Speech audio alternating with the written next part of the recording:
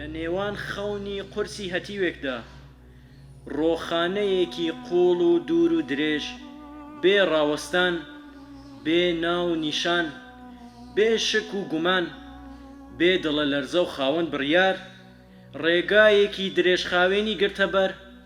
مانگە شەوێکی پاییز بوو، نە دار و بەرد، نە ژان و دەرد، بۆ سەرسەختی جم و جۆڵی نەبوو سەربەست.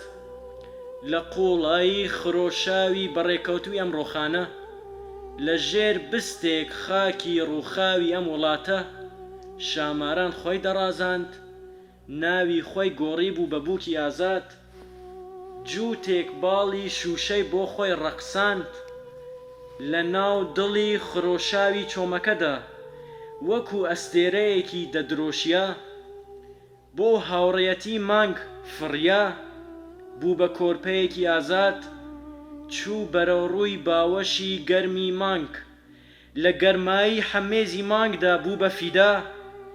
مانگ بە پێخستن ئاگرێکی زەرتەشتی هاونیاز، جێ خۆی دا بە خۆرەتاو، نە ئاسمانگ و نە خۆرەتاو نەیان توانی بێ ڕوخساری ئەستێرە هەڵبێن. کاتێک لە خەون ڕاچەڵەکیا، چاوی کەوت بە ئەستێرە، بەجێ فرمێسک دڵۆب دڵۆب خوێن دەڕژا، ناویان نیابوو تۆڵەی شەهید حەقی قەرار.